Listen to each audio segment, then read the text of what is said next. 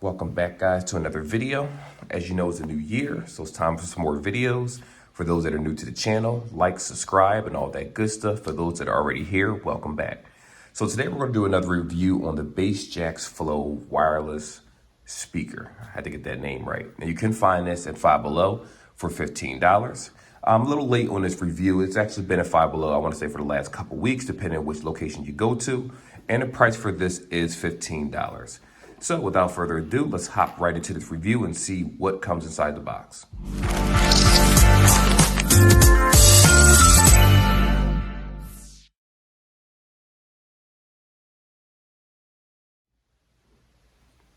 Alrighty, so let's tear this box open and actually see what comes inside.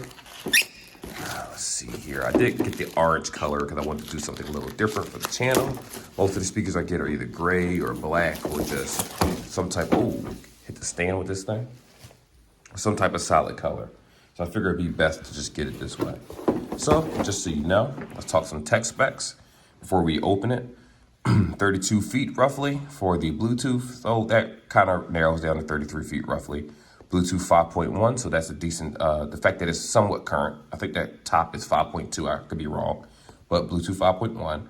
Does still use a micro USB, so that's unfortunate, but that's to be expected from these Five Below companies. They tend to use a lot of USB, micro USB products rather than USB-C, so that's nothing new.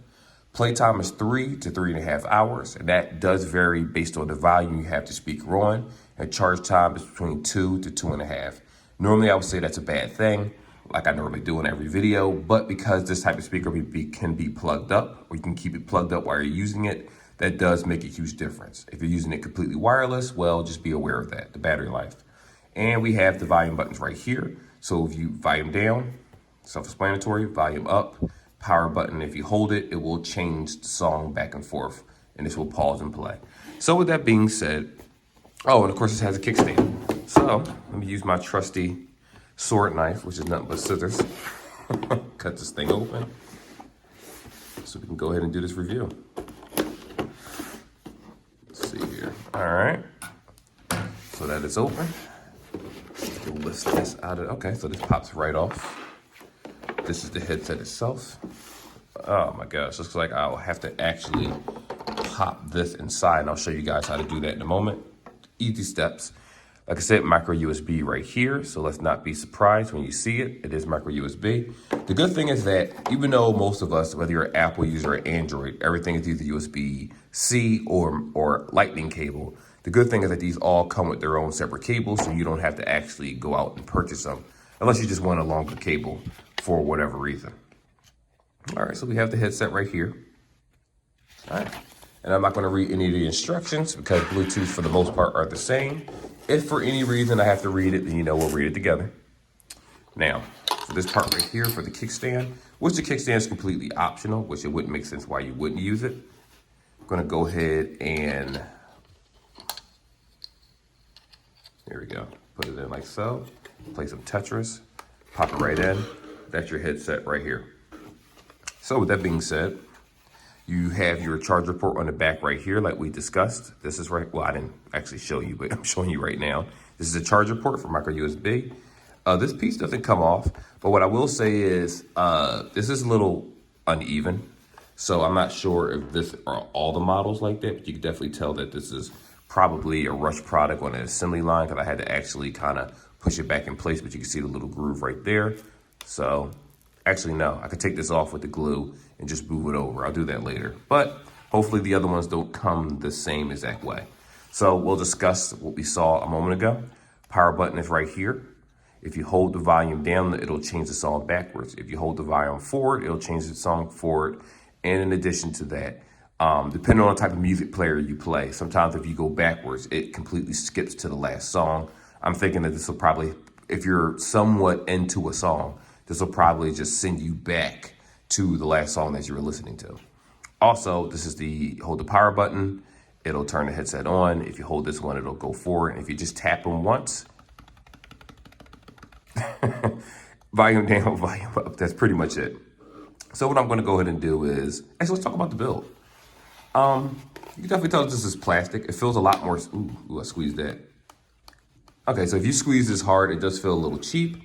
But what I will say is, if you're going around squeezing speakers and trying to figure out how durable it is, it's probably not going to last that long. But I do like the design itself.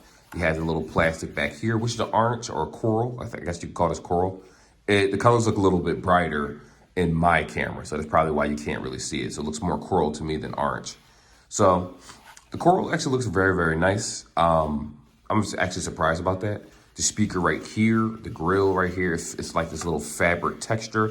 I do like that. And I actually think it looks very professional, because if you tend to go to stores and you find speakers, I don't think you really will find something like this necessarily. Like, this looks like it has that, I'm not gonna say millennial, but that more current design where it can sit next to a computer desk or your dresser and you could just play music. It looks really, really good.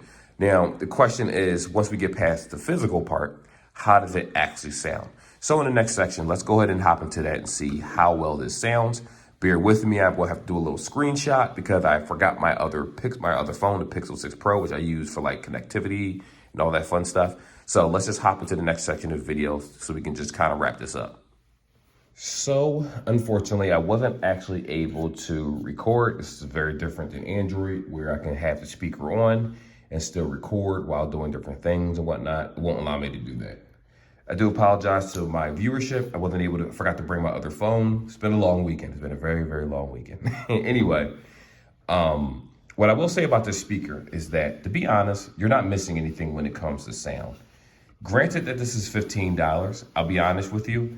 What you're paying for is the aesthetic of like just how it looks, the style, and less than sound. Like I said before in the beginning of this video, or some midterm and sometime into this video, this isn't that.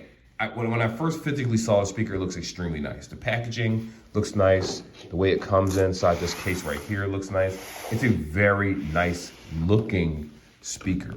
The problem with the speaker is that it doesn't have bass at all. So if you're one of those people where you're looking for bass to play certain songs, this is going to struggle playing it, where it was actually at a certain point staticky. I had it at about maybe 60% or so, 60 to 70%, and it was already struggling to play music. Now, granted, I do have a bass booster on.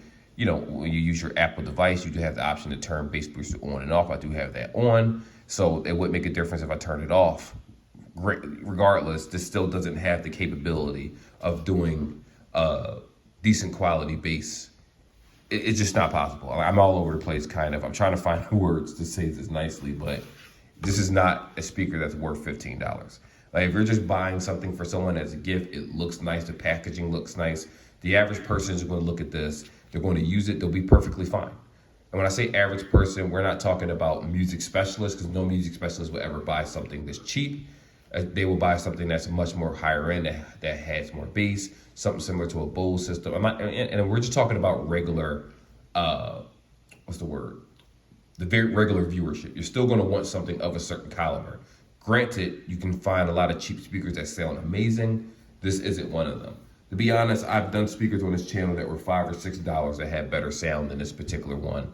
This really falls short. Like, outside of the physical design, outside of how it looks, the kickstand is a very cool speaker, and I think this is playing on the people's vision of what quality would look like, if that makes sense. At the end of the day, for $15, I would never I will never suggest a speaker for that price tag, especially at $5 below. You got to remember, we're going there. You can find literal speakers that sound much better than this, that have much louder volume for that $6 to $10 mark inside that same store that they're currently selling.